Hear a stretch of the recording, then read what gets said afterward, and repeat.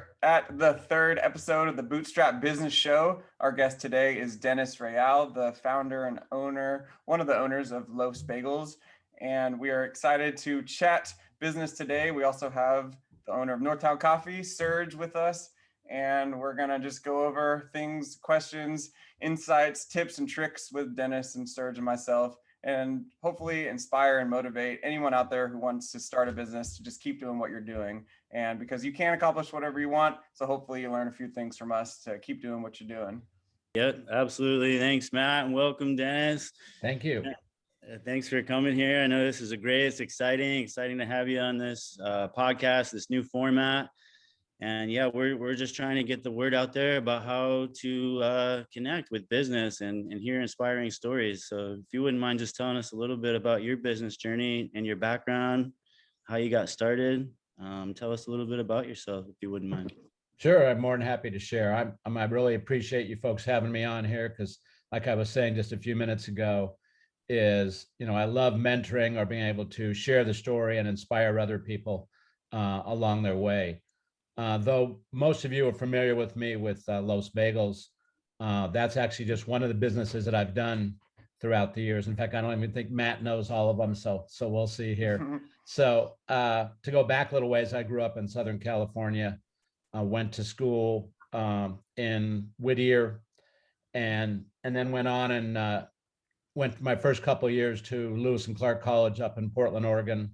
One of which of those was an exchange in Colombia. It was probably one of the best things I did. I went on and got a degree in community studies at UC Santa Cruz. From there, I went on to launch I did a couple of real small businesses in high school, but probably my first legitimate business when I graduated from UC Santa Cruz. I went on and went to the Netherlands and opened up the first Mexican restaurant in Holland called Café Pacifico. And I did that for a number of years with a partner there. I ended up coming back to the United States and actually to Humboldt County. He stayed and ended up opening up a total of 18 Mexican restaurants and tequila bars. Then I moved to Humboldt County, did a variety of odd jobs, learned how to become a meat cutter, and then finally decided I liked being my own boss and kind of looked around as what would I want to do business-wise here. And that's what I end up coming across Los Bagels. Before I go into Los Bagels, another business I ended up doing was in the Yucatan. I started a business with another business person called Wildwood Music. His business, actually, he originally started in Wildwood Music. He went on to found Wildwood Banjo, and we had Wildwoods, which we worked with small communities in the Yucatan who were doing sustained yield, select good tropical hardwoods, and brought those into the United States, working with these real small ejidos. But like I said, the main business is Los Bagels. That ended up starting because of the fact, one, I wanted to be my own boss.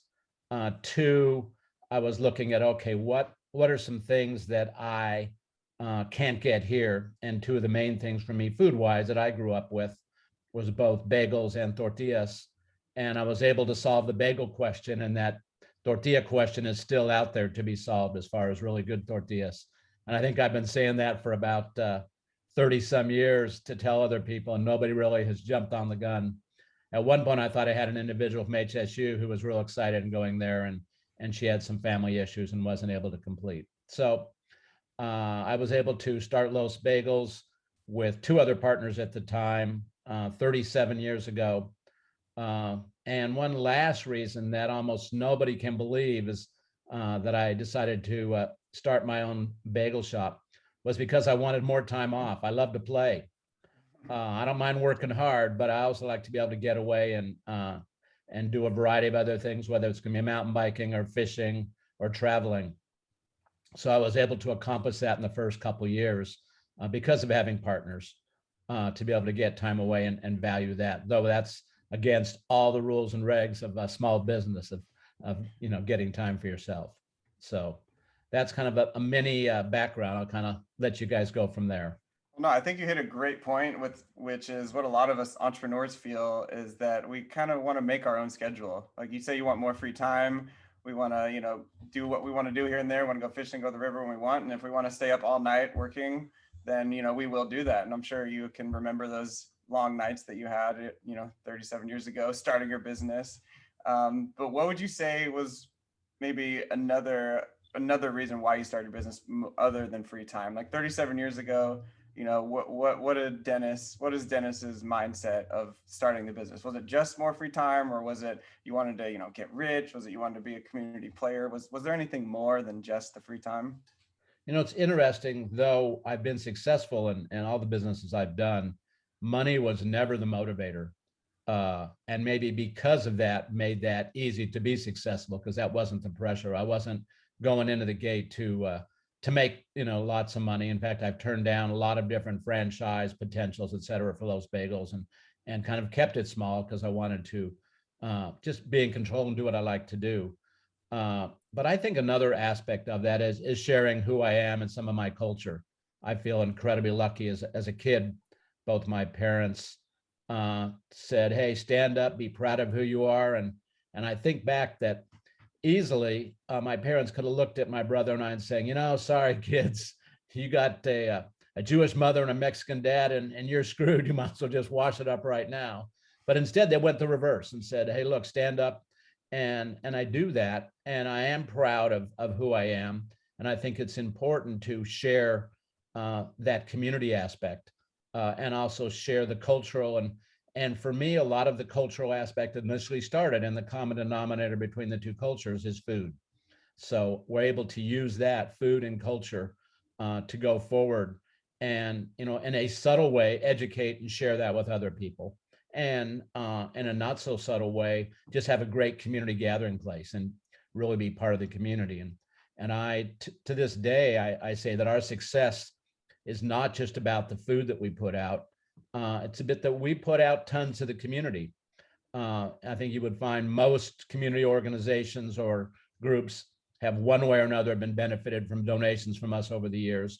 And I think the community gets that, and they turn around and support us.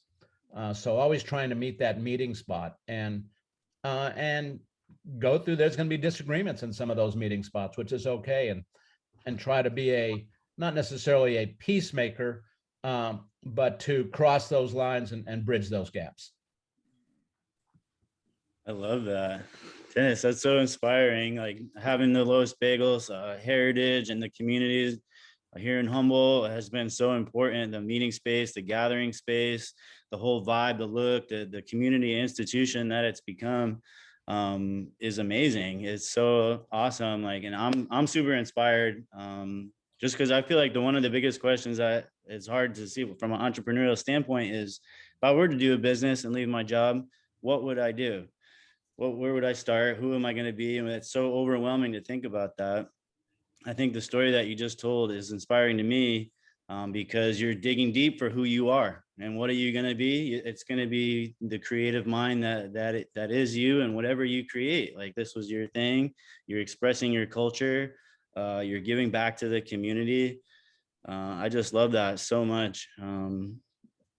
And I love the vibe of Los Bagels, what you guys do. If you wanted to elaborate more on some of those things, on some of the ways that you've been able to give back with your business, some of the ways that you've been able to connect with the community, and some of the kind of things that's provided for your life, I would love to hear about that. Sure. Well, one of the things, like obviously, I'm a very community-minded individual, and like really being part and supporting different parts of the community, and became something I guess I wasn't as aware of early on, that I was able to utilize the business to help support other endeavors that I thought were important in the community. And an example would be I was able to help start the Arcata Camuapa sister city with Camuapa, Nicaragua. And in doing that, we created actually the I-Block party.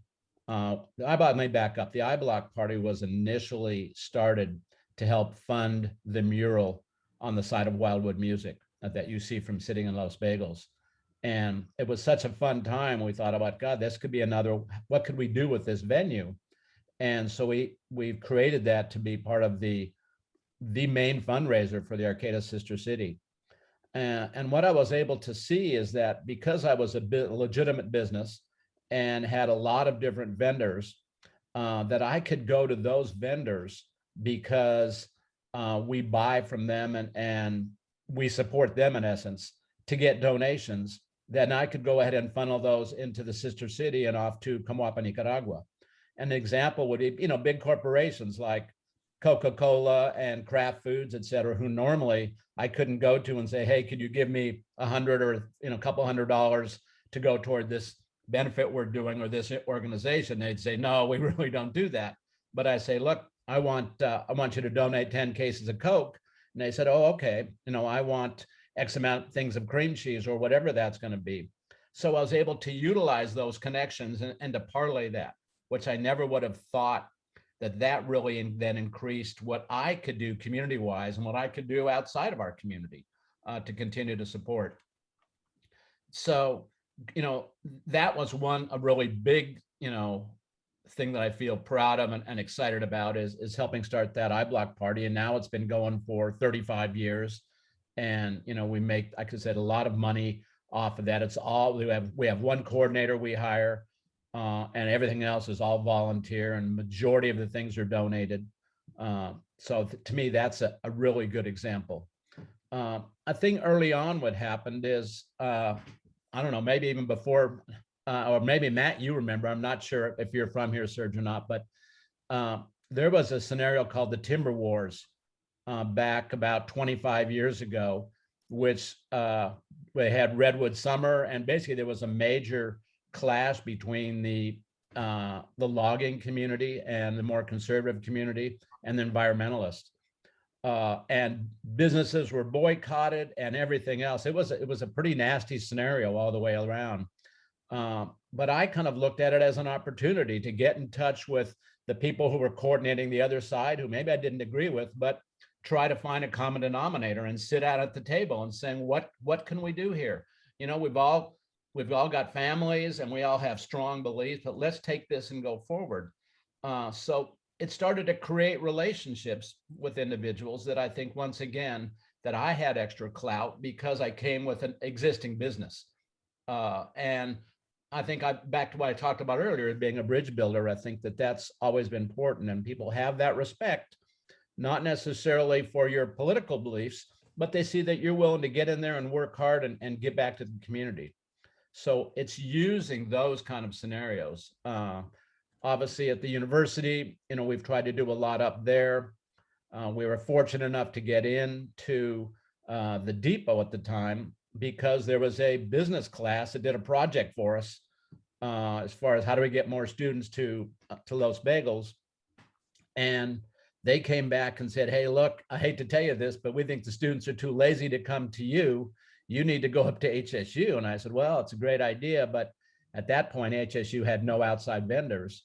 So they took a proposal with myself and we went to the dean of students, said, okay, here's what we want to do. And they're going like, okay, if you really think this will work, you have all the background behind that, did all the research. And because you're so committed, not just to your own business, but to the community and to the university, as far as different student groups, et cetera here, we want to go ahead and give you guys a shot to get in there, and we've been the only sustaining business up at the university since that started. So it's continually, I think, use those connections, to parlay how that can go and getting people involved, setting up student internships with the high schools and really trying to mentor kids to go forward, and even talking to business classes and trying to get involved with other students who are curious about starting their own business, and always just being an open book. And I'll even say that at the end of this show, give you my email address to go ahead and don't hesitate to write me. And if anything I can do to help you with that, I'll go forward with it. That's so awesome, Dennis.